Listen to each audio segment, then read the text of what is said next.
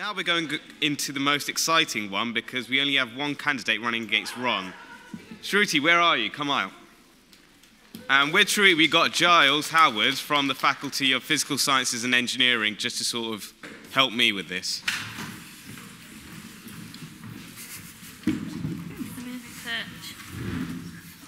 Hi guys, do you want to introduce yourselves? Hi, I'm Shruti. I'm running for the VP Education. I'm a third-year engineer. Hi, I'm Giles Howard. I'm a third-year computer scientist, and I'm currently a faculty officer.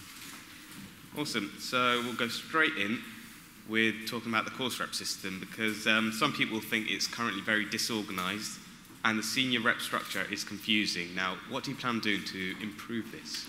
I think the issue comes in two parts. Firstly, communication. The website's been wrong since I've started, and it's obviously not getting changed, so it needs to be taken down because no information is better than wrong information, so we can actually supply the right information without contradictions. The other problem is that we are trying to make the whole university uniform, and each faculty is different, and we started this year tailoring the structure of academic presidents, faculty officers towards each faculty to hopefully make it clearer so that we can actually tell each faculty what their reps are specifically doing for them. Cool, awesome. So you highlighted that communication and you want to improve the structure of each course, the system. How would you tailor it to sort of mainly your faculty right now, the physical sciences and engineering? I'm engineering in the environment. Oh, sorry. And actually, I think for engineering in the environment, it works pretty well because we've got one academic president per academic unit, and each academic unit is actually a course, bar two of them, so it works pretty well. But, for example, we've had an issue recently. Actually, take Giles' faculty. He's got two academic units, so physics and then electronics and computer science, but a lot of the courses in ECS are very different. So like we've introduced in social and health sciences, there are different levels, so they've brought in academic vice presidents to kind of help out with the academic president who may be heading up 4 or 5 different courses. Cool. Giles, anything to add? Yeah, I think that it is very confusing at the highest levels, especially because some academic units are just unwieldy, and that's not the union's fault. That basically just comes down to the university and how they did the restructure sort of past 2009. And I think Shruti's point about that we really need to be tailoring it is really key because, especially as a sitting faculty officer this year, there have been lots and lots of things that have come up that don't fit within our uniformity, and we've tried to sort of work around them. We need to stop doing that, and we need to address things, and I think Shruti has hit the nail on the head there. Awesome. So next question I've got here is, education is a public good. Do you agree with that? I thought it was a quite ambiguous quote, but taking it as education is the right of everyone and it should be provided by the state, it is until the age of 18, and no education is wasted. So I think it's fantastic that everyone has the opportunity to be educated because that education will go back into the public at some point in time. For higher education, there are a lot of other things that come into it. It's obviously not free, but everything that goes into it, everyone who is educated at this higher level does put back. So yeah, I think it's definitely a good thing for the public as well as people. Giles? Well, I'm not going to argue against education as a public good, but I do think there is a worthwhile consideration for post-18 education. To what degree is that sponsored by the state versus alternative sources, so to speak, and particularly as a sort of culture in this country, everyone tends to go to university. I think this leads into the next question. So, cool. I'll be the villain here and argue against that then. Let's say if education was free for everyone, then surely you get people using that education for maybe to not as good a use as someone who actually is deserving of that education and is willing to put up this $9 grand that I'm putting up now. I'd make more use out of that university and the services it provides. Well, it depends if you're talking about education in general or higher education. So for higher education, I don't think that you can say that people who can't necessarily afford to go to university aren't going to treat their education as much as people who can afford to go to university. It is something that ideally would be an opportunity that everyone can make use of. Obviously, there are other things. There's rest of the world, politics which is going on, which means that you can't necessarily fund all of it, but ideally and fundamentally it should be something that everyone has access to. Okay, this leads on actually nicely. So you said how maybe other countries might charge different fees, right? So there's sort of talk of the tuition fee being reduced to 6,000 for next year. Do you reckon it's a good idea? Ideally, yes, it'd be fantastic to make education more accessible to everyone. But then, that's not taking into account the broader issues. If we cut the funds from, say, the students, the government's going to have to put up more, or the university's going to get less money, which leads to other problems. But as an isolated point, yes, it'd be fantastic to reduce the fees. Would you be doing anything to sort of encourage this?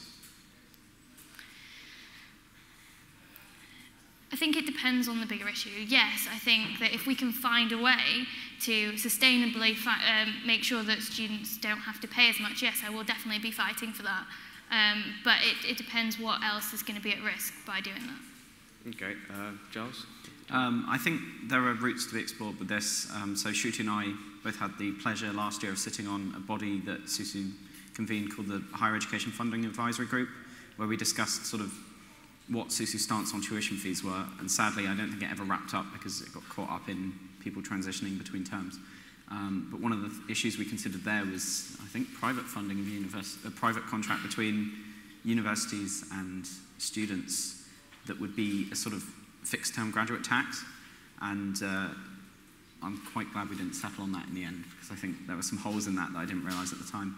But I think as a union it would be important that we do have a stance nationally on this sort of issue. Okay, so with the current sort of payback scheme that's in place, not many students are supposedly going to be paying that whole fee back. How do you think the £6,000 would help this? I think more people would be able to pay that back their whole amount.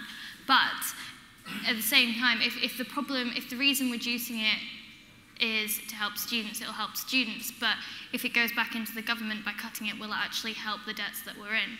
So if I stand by that, if it is a sustainable way which we can make it more accessible to students and make sure that they're not going to suffer later in life being working people, then yeah, it's definitely worth exploring and finding out a way to make it better for students who want to come to university. Okay. Giles? So I think that the payback scheme, so I'm on £3,500. I'm one of the last people to have gone through that system. And I know for a fact that a lot of my friends who graduated with those fees, they've projected it and they probably won't pay it back unless they magically get £20,000 pay rises. So that system was unsustainable in terms of how much debt the government actually gets back. And I think we're in danger of running into a cost spiral of the government's not making enough back from it, so they raise the tuition fees, so they're getting a bit more back, and we're just going to end up in this sort of situation that they have in America where the fees are already outrageous, sort of £30,000 a year in some places. Okay, we'll go away from tuition fees now because I find that topic really boring. Yeah. The library is a much more relevant topic to everyone here because everyone uses it. So yeah, a lot on social media websites, and a lot of them, you've seen people sort of sleeping at library desks at 3 a.m. during the 24-hour times. I mean, is this sort of what you want to be promoting to students? No. Libraries for work, definitely. But I don't think I've ever promoted the fact that the library should be used for sleeping. No, it's just you do find the occasional student passed out on a desk somewhere, just, on their laptop or something. I mean, is this sort of what we want to see in the library when it's open 24 hours? No, it's not what you want to see, whether it's 24 hours, whether it's only open till midnight, for example. And I think they've actually been working on that. I know that from the last exam season when it has been, there have been security guards going waking people up. But at the same time, can we honestly have a 24-hour control on every single student in the library? It's definitely a problem, but addressing it would be working with Vice President Welfare, because it is a welfare issue as well. So it's something that does need addressing, of course, but it's not necessarily something that is going to be top of the list if at 3 in the morning, when there are 150, 200 people in the library, someone is sleeping. It's actually more of an issue at peak times when people want a desk and there isn't anywhere because they're sleeping. Okay, cool. Giles? So I think the idea of the 24-hour library pilot over exams was to enable students to study how they wanted to study and when they wanted to study, and some people are night owls and they like to study at night. Of course, I think there are some people who see a 24-hour library and think, I'll go put in a few more hours, and they fall asleep, but they might have done that at home anyway. So I think the 24-hour library overall is good because it allows students to work when they need to and not sort of in predefined hours. So I think I agree with Shruti on that. It's not really 1 out of 150 isn't that dangerous, really. Cool. So just a question, have you considered like power napping facilities for students? Okay, the idea of a napping room came up at council a few weeks ago, and it was considered, but in the end, if you're tired, then you go home, you have a proper rest, you eat, you come back, do some work. There's the argument that people live far away, but there are other libraries around the city. So it has been considered, but I think there are better ways to use space around the university and the union than allowing for napping space. Awesome. So could you just give us a quick round of what you want to say? Yeah, so my manifesto is based around all the small things that stack up to be big issues which affect your university experience. So that's what I'm addressing. I'm addressing realistic issues that I think I can actually solve in the year. So vote Verma for all the small things. Awesome, thank you very much. And again, we're going to take a 5 to 10 minute break and then come back to the student communities debate.